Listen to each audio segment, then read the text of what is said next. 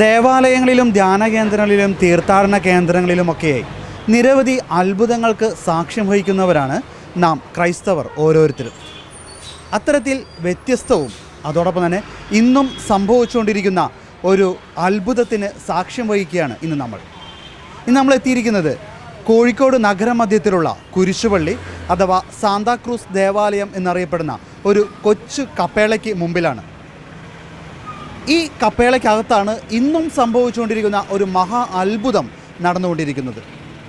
ഈ ദേവാലയത്തിനുള്ളിൽ ഇന്നും ഒരു കൽക്കുരിശ് വളർന്നുകൊണ്ടിരിക്കുന്നു എന്നതാണ് അത്ഭുതം. അതോടൊപ്പം തന്നെ ഇവിടെ വരുന്ന പ്രാർത്ഥിക്കുന്ന ഓരോരുത്തർക്കും അവരുടെ ജീവിതത്തിൽ സംഭവിക്കുന്ന അത്ഭുതങ്ങൾ അത് പറഞ്ഞറിയിക്കാനാവാത്തതാണ്. അത്രമാത്രം അത്ഭുതങ്ങൾ നടക്കുന്ന ഒരു കൊച്ചു ദേവാലയം കൂടിയാണ് ഈ കോഴിക്കോട് നഗരമധ്യത്തിലുള്ള സാന്താക്രൂസ് അഥവാ കുരിശുപള്ളി. ഈ വളരുന്ന കൽക്കുരിശിനെക്കുറിച്ച് നമുക്കിന്ന് കൂടുതൽ അറിയാം.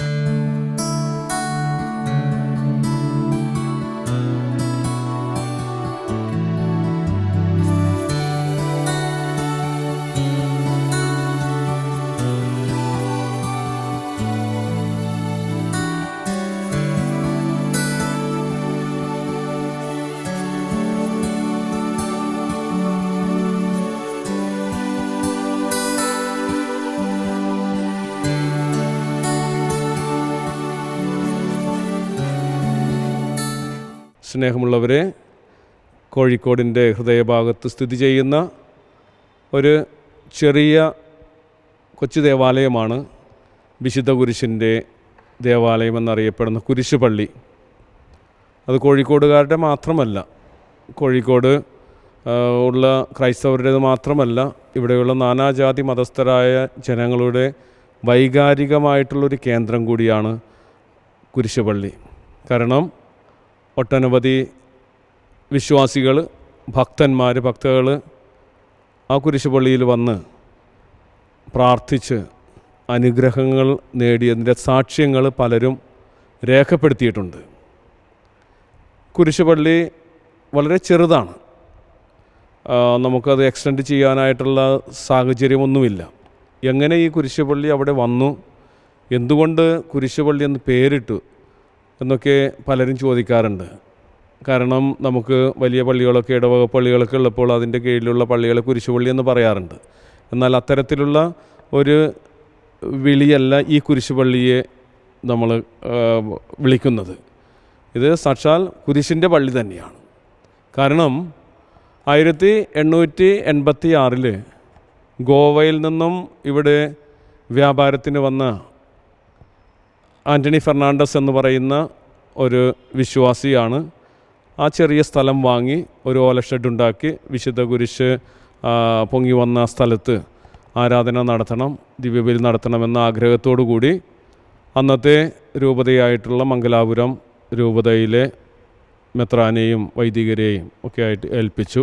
പ്രത്യേകിച്ച് ഇവിടെ അന്ന് കത്തീഡ്രലായിട്ടില്ല, mother of God cathedral, mother of God ചേർച്ചാണ്. കാരണം കോഴിക്കോട് രൂപത വരുന്ന 1923 ഇപ്പോൾ 100 വർഷം കഴിഞ്ഞിട്ടേ ഉള്ളൂ. ഈ പള്ളി അതിനു മുമ്പേ ഉണ്ട്, അത് മംഗലാപുരം രൂപതയുടെ കീഴിലായിരുന്നു. അപ്പോൾ അന്ന് മദർ ഓഫ് ഗോഡ് കത്തീഡ്രലിനെ ഏൽപ്പിച്ചു, മദർ ഓഫ് ഗോഡ് ചേർച്ചിനെ ഏൽപ്പിച്ചു.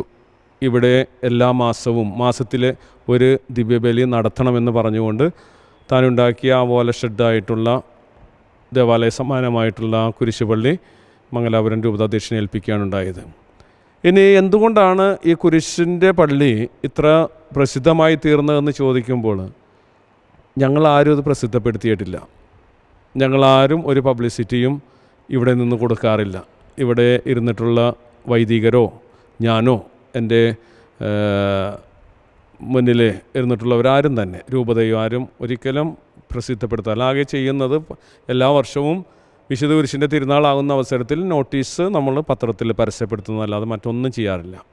ഇവിടെ അത്ഭുതങ്ങൾ നടക്കുന്നു, നിങ്ങളിവിടെ വന്ന് പ്രാർത്ഥിച്ചു കഴിഞ്ഞാൽ ഇന്ന കാര്യം നേടുമെന്ന് പറഞ്ഞാലും മറ്റു നൊവേന കേന്ദ്രങ്ങളെ പോലെയുള്ള പ്രസിദ്ധിയൊന്നും കൊടുക്കാറില്ല. ജനങ്ങളുടെ സാക്ഷ്യമാണ് കുരിശുപള്ളിയുടെ മഹത്വം എന്ന് പറയുന്നത്. ജനങ്ങളെന്ന് ഉദ്ദേശിക്കുന്നത് വിശ്വാസികൾ മാത്രമല്ല, ഭക്ത ജനങ്ങൾ, ഹൈന്ദവരുണ്ട്, മുസ്ലിംസുണ്ട്, മറ്റ് സമുദായക്കാരും ഒക്കെ ഉണ്ട് ക്രിസ്ത്യൻ സമുദായത്തോടൊപ്പം തന്നെ. അപ്പോൾ അവരാണ് സാക്ഷ്യപ്പെടുത്തുന്നത്. ഇവിടെ വന്ന് ഈ കുരിശ് തൊട്ട് പ്രാർത്ഥിച്ചു കഴിഞ്ഞു കഴിഞ്ഞാൽ ഒട്ടനവധി അനുഗ്രഹങ്ങൾ പല വിധത്തിലായിട്ട് കുഞ്ഞുങ്ങളില്ലാത്തവർക്ക് കുഞ്ഞുങ്ങൾ, വിവാഹം ശരിയാകാത്തവർക്ക് വിവാഹം ശരിയാകുന്നു, നല്ലൊരു ജീവിത പങ്കാളിയെ കണ്ടെത്തുവാനായിട്ട് സാധിക്കുന്നു, രോഗസൗഖ്യം, ജോലി ശരിയാകുന്നു, വിദേശത്തേക്ക് പോകുവാനുള്ള. അപ്പോൾ ഇതിങ്ങനെ പല വിധത്തിലുള്ള മേഖലകൾ ടച്ച് ചെയ്യുന്ന ഒരു കുരിശാണ് വിശുദ്ധ കുരിശ് ഇവിടെ ഉള്ളത്. ഈ കുരിശിൻ്റെ പ്രാധാന്യം എങ്ങനെ പ്രസിദ്ധി ആർജിച്ചു എന്ന് ചോദിച്ചു കഴിഞ്ഞാൽ 2 ഐതിഹ്യങ്ങൾ പറയുന്നുണ്ട്. ഒന്നാമതായിട്ട് പോർച്ചുഗീസുകാർ വന്ന സമയത്ത് ഇവിടെ ഒരു പോർച്ചുഗീസ് കോളനി ആയിരുന്നു. അപ്പോൾ അവരുടെ ശവക്കല്ലറയായിരുന്നു എന്ന് പറയുന്നു. ശവക്കല്ലറമേൽ പോർച്ചുഗീസുകാർ കരിങ്കൽ കൊണ്ടുള്ള കുരിശ് ഉണ്ടാക്കിയെന്ന് പറയുന്നതാണ് ഒരു ഐതിഹ്യം. രണ്ടാമത്തേത് പുല്ലരിയാൻ വന്നിരുന്ന സ്ത്രീകളിൽ ഒരു സ്ത്രീയുടെ അരിവാൾ ഈ കല്ലിൽ തട്ടി ആ കല്ലിൽ നിന്നും ചോര ഒഴുകിയെന്നവർ, രക്തം പൊടിഞ്ഞു. ഇത് നാട്ടിൽ വാർത്തയായി. ഒട്ടനവധി പേര് അത് കാണുവാൻ വന്നു. പിന്നീട് അവർക്ക് മനസ്സിലായി എന്തോ ദൈവീകത ഈ കുരിശിലുണ്ട്, അതുകൊണ്ട് ഈ കുരിശിനെ പ്രൊട്ടക്റ്റ് ചെയ്യണം. പിന്നെ ആദ്യം പറഞ്ഞ പോലെ പോർച്ചുഗീസുകാർ ശവക്കല്ലറയിൽ കൊത്തിവെച്ച കുരിശ്, എൻ്റെ പേഴ്സണൽ ഒപ്പീനിയൻ പറയുകയാണെങ്കിൽ അത്തരത്തിൽ വീതിയുള്ള കുരിശ് ഒരു കല്ലറയിലും ഞാൻ കണ്ടിട്ടില്ല. ഞാൻ യൂറോപ്പിലൊക്കെ പോയി പഠിച്ചിട്ടുള്ളതാണ്, അവിടെ സെമിത്തേരികളിലൊക്കെ പോയിട്ടുള്ളതാണ്. അത്തരത്തിലുള്ള കുരിശുകളൊന്നും നമുക്ക് കാണുവാൻ സാധിക്കുന്നില്ല. അപ്പോൾ മിക്കവാറും രണ്ടാമത്തെ സാക്ഷ്യത്തിനായിരിക്കണം പ്രാധാന്യം. ജനങ്ങൾ പുല്ലരിയാൻ വന്ന് അത് അരിവാൾ കൊണ്ട് കല്ല് മേൽ തട്ടി ചോര പൊടിഞ്ഞത്. അതിനുശേഷം അവരവിടെ പുല്ലരിയാനായിട്ട് വന്നിട്ടില്ല. ആ സ്ഥലം പ്രൊട്ടക്റ്റ് ചെയ്ത് അവിടെയാണ് ഈ കുരിശിൻ്റെ ദേവാലയം ഉയർന്നിരിക്കുന്നത്. അപ്പോൾ ഇന്നും 80 കഴിഞ്ഞ ജനങ്ങളൊക്കെ ഉണ്ട്, 80 വയസ്സൊക്കെ കഴിഞ്ഞ്. അവർ പറയുന്നത് അവരുടെ ചെറുപ്പകാലത്തിൽ വരുമ്പോൾ ഈ കുരിശ് ചെറുതായിരുന്നു, ഇപ്പോൾ അത് വലുതായിട്ടുണ്ട്. എത്ര സെൻറ്റിമീറ്റർ വലുതായി എന്ന് ചോദിച്ചാൽ എനിക്കതിന് ഉത്തരവാണ്, ഞാനത് പരിശോധിച്ചിട്ടില്ല. ജനത്തിൻ്റെ സാക്ഷ്യമാണ്, ജനങ്ങൾക്ക് കാണുമ്പോൾ അറിയാൻ പറ്റുമല്ലോ. അപ്പോൾ ഈ കുരിശിലാണല്ലോ ജനത്തിൻ്റെ രക്ഷ അടങ്ങിയിരിക്കുന്നത്. നമ്മൾ വിശ്വാസം പഠിപ്പിക്കുന്നതും ബൈബിളും പഠിപ്പിക്കുന്നതിന് കുരിശ്, കർത്താവിൻ്റെ കുരിശിലാണ് രക്ഷ കർത്താവ് ഈശോ മിശിഹാ നമുക്ക് നേടിത്തന്നത്. ആ രക്ഷ ഇന്നും തുടർന്നുകൊണ്ടിരിക്കുകയാണ് ഈ കുരിശിലൂടെ. അപ്പോൾ ഇവിടെ വെള്ളിയാഴ്ചകളിലാണ് ഈ കുരിശിൻ്റെ ദേവാലയത്തിലെ പ്രത്യേകത. ഒട്ടനവധി ജനങ്ങൾ രാവിലെ തുടങ്ങി രാത്രി 11 മണി വരെ ഒഴുക്കാണ് ഇവിടെ വന്ന് കുരിശിൻ്റെ അവിടെ വന്ന് പ്രാർത്ഥിക്കുവാനായിട്ട്, തിരികെത്തിക്കുവാനായിട്ടും നേർച്ചകളിടുവാനായിട്ട്. അപ്പോൾ കുരിശിന് എന്നും ശക്തിയുണ്ട്. ഇന്ന് കുരിശിനെ അവഹേളിക്കുന്നവർ ആരുമായിക്കൊള്ളട്ടെ, അത് ക്രൈസ്തവരെ സംബന്ധിച്ചിടത്തോളം ഇത് വിശ്വാസത്തിൻ്റെ പ്രതീകമാണ്, നമ്മുടെ രക്ഷയുടെ പ്രതീകമാണ്. അപ്പോൾ അതിന് അവഹേളനങ്ങളൊക്കെ ഉണ്ടാകും. ക്രൈസ്തവ സഭ അത് തന്നെയാണല്ലോ. ക്രിസ്തുവിൻ്റെ കാലത്ത് തന്നെ അവഹേളനങ്ങൾ വളർന്ന ക്രിസ്തുവാണ്, വെല്ലുവിളികളെ നേരിട്ട ക്രിസ്തുവാണ്, കല്ലെറിയലുകൾ നേരിട്ട ക്രിസ്തുവാണ്. അപ്പോൾ അത് എന്നും തുടരുന്നുണ്ട്. അപ്പോൾ കുരിശിനെ അവഹേളിക്കുന്ന ജനങ്ങൾ. പക്ഷേ കോഴിക്കോട് സിറ്റിയിലുള്ള ഈ നഗരത്തിലുള്ള ഈ കുരിശിൻ്റെ ദേവാലയം ആർക്കും ഒരു ഇടർച്ചയ്ക്ക് ഉള്ള ഒന്നല്ല. ജനം ഒന്നടങ്കം പറയും, ഈ കുരിശ് മൂലം ആർക്കും ഇടർച്ചയ്ക്ക് കാരണമായിട്ടില്ല. ഇവിടെ ആരെയും അത് ക്രിസ്ത്യാനികളെ അകറ്റുവാനായിട്ട് അല്ലെങ്കിൽ ക്രിസ്ത്യാനികളോട് വെറുപ്പ് ജനിപ്പിക്കുവാനായിട്ടുള്ള ഒരു പ്രതീകമല്ല കോഴിക്കോടിൻ്റെ നഗരഭാഗത്തുള്ള ഈ കുരിശുപള്ളിയിലെ കൽക്കുരിശ്. അത് ഒട്ടനവധി ജനങ്ങളെ ദൈവത്തിലേക്ക് ആകർഷിച്ചുകൊണ്ടിരിക്കുകയാണ്. ദൈവവുമായിട്ട് സംഭാഷണത്തിൽ ഏർപ്പെടുവാനായിട്ട്, പ്രാർത്ഥിച്ച് ധന്യത നേടുവാനായിട്ട് ആ കുരിശിൻ്റെ സാന്നിധ്യം ജനത്തെ സഹായിക്കുന്നുണ്ട്, ജനത്തിന് അനുഗ്രഹങ്ങൾ ചൊരിയുന്നുണ്ട്.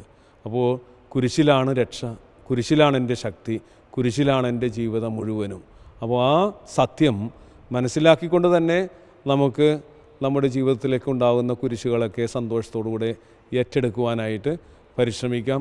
ഒന്നുകൂടി ഞാൻ പറയുന്നു, ഈ കുരിശിൻ്റെ പ്രത്യേകത, ഈ കുരിശ് ഒരു മനുഷ്യൻ്റെ ജീവിതത്തിൻ്റെ എല്ലാ മേഖലകളെയും സ്പർശിക്കുന്ന ഒന്നാണ്.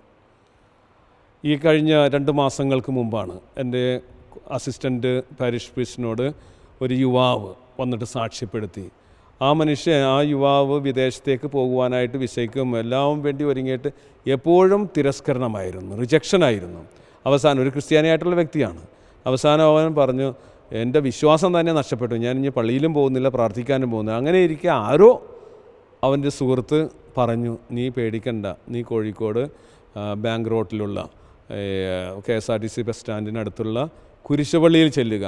കുരിശുപള്ളിയിൽ ചെന്ന് നീ അവിടെ 9 ദിവസത്തെ പ്രാർത്ഥനകളിലും കുർബാനയിലുമൊക്കെ പങ്കുകൊണ്ട് പ്രാർത്ഥിക്കൂ. അതുപ്രകാരം ഈ ചെറുപ്പക്കാരൻ്റെ മാതാവും കുരിശുപള്ളിയിൽ വന്നു.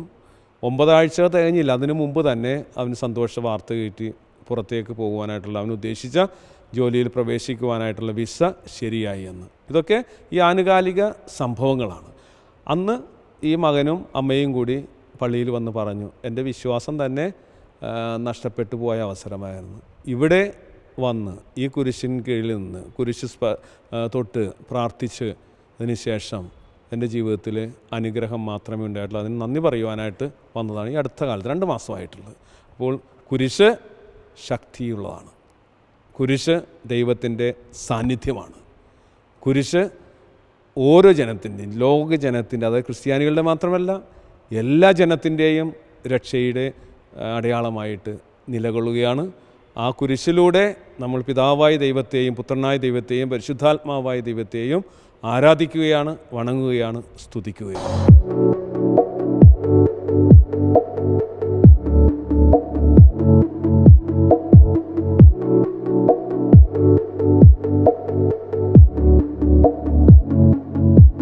എൻ്റെ പേര് ജിജോ. ഞാൻ തിരൂരിൽ നിന്നാണ് വരുന്നത്. വർഷത്തിൽ 2-3 പ്രാവശ്യമൊക്കെ ഇവിടെ വന്ന് പോകാറുണ്ട്. മനസ്സിലെന്തെങ്കിലും നമ്മൾ കരുതി ഇവിടെ വന്നു കഴിഞ്ഞ് പ്രാർത്ഥിച്ച് പോയാൽ കഴിയുന്നത് അത് ശരിയായി വരാം. 100% അത് ഓക്കെ ആവാറുണ്ട്. അതുകൊണ്ട് ഇവിടെ വരുന്ന മനസ്സിനൊരു വളരെയധികം സന്തോഷമുള്ള അനുഭവമാണ്. കോഴിക്കോട് വന്നു കഴിഞ്ഞാൽ പള്ളിയിൽ വരാതെ തിരിച്ചു പോകാറില്ല. എന്ത് വിഷയമാണെങ്കിലും ഇവിടെ വന്ന് പ്രാർത്ഥിച്ചിട്ടാണ് നടക്കുക. അതെ, പ്രാർത്ഥിച്ചാലും പിന്നെ മനസ്സിന് കുറേ ഒരു ആശ്വാസം കിട്ടും. അതുപോലെ തന്നെ അനുഭവങ്ങൾ, നമ്മൾ ആഗ്രഹിച്ച കാര്യങ്ങൾ സാധിക്കാറുണ്ട്. എപ്പോഴും ഈ പള്ളിയിൽ വരാറുണ്ടോ? ഇവിടെ സ്ഥിരം വരുന്ന ഒരാളാണ്. എന്തെങ്കിലും പ്രത്യേക അനുഭവങ്ങൾ? എനിക്ക് ഓരോന്നും സംഭവിക്കുമ്പോൾ എല്ലാ അസുഖത്തു നിന്നാണ് അധികം ഞാൻ ഇവിടെ വരുന്നത്. എനിക്ക് മാറ്റം വരുന്നുണ്ട്. ഞാൻ ഇപ്പോഴാണ് മരുന്ന് കഴിക്കുന്നത്. ആദ്യമൊന്നും ഞാൻ അങ്ങനെ മരുന്ന് കഴിക്കാറില്ല. ഞാൻ ബേബി മെമ്മോറിയൽ ഹോസ്റ്റലിൽ കിച്ചണിലായിരുന്നു. അപ്പോൾ അവിടെ നിന്ന് എന്നോട് സിസ്റ്റർ പറയും, നീ ഇവിടെ വരണം, എന്തെങ്കിലും അപകടം നമുക്ക് കൈക്ക് മുറിവൊക്കെ പറ്റുമ്പോൾ സിസ്റ്റർ പറയും ദൈവവിളി വരുന്നുണ്ട്, നീ അവിടെ പോകണമെന്ന് പറയും.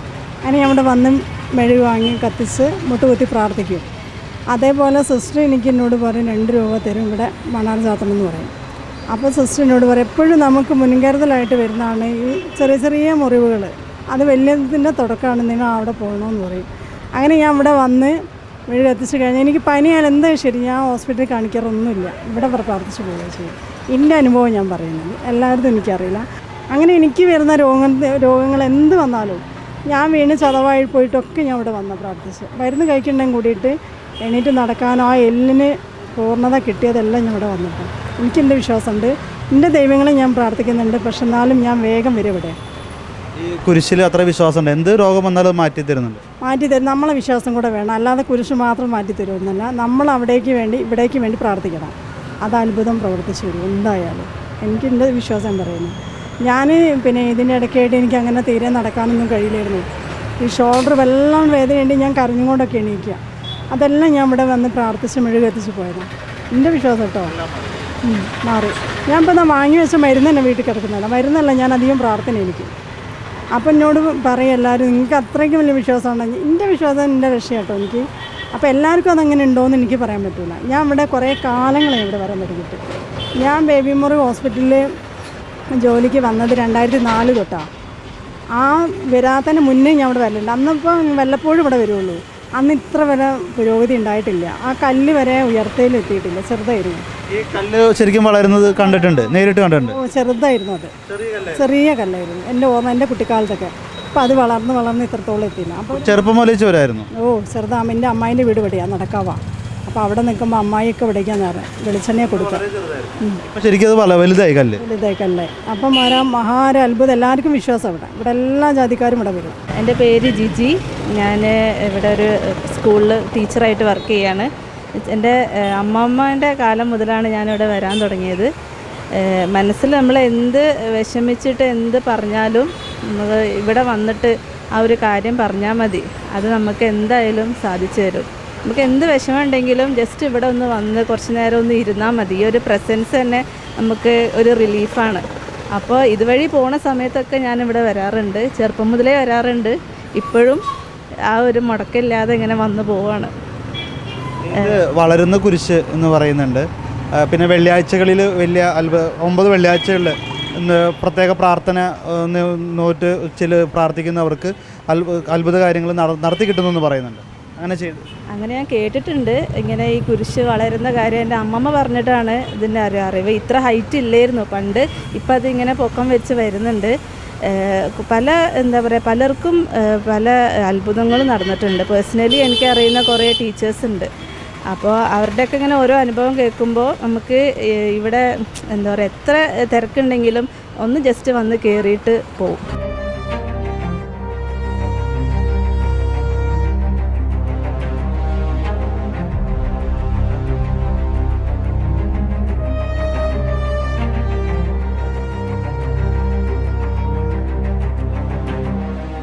കുരിശാണ് രക്ഷ, കുരിശിലാണ് രക്ഷ, കുരിശെ നമിച്ചിടുന്നു എന്ന് നാം പാടി പ്രാർത്ഥിക്കുമ്പോൾ ഇന്ന് ഈ കോഴിക്കോട് നഗരമധ്യത്തിൽ ഈ ഒരു കൽക്കുരിശ് ഒരു അത്ഭുതം മാത്രമല്ല. ഈ കോഴിക്കോട് നഗരത്തിലുള്ള ക്രൈസ്തവർക്ക് എന്നതിനപ്പുറം നാനാജാതി മതസ്ഥർക്കെല്ലാം ഈ ഒരു കൽക്കുരിശ് അത് രക്ഷയുടെ അടയാളമായി മാറുന്ന കാഴ്ചയാണ് നാം ഇന്ന് കണ്ടുകൊണ്ടിരിക്കുന്നത്.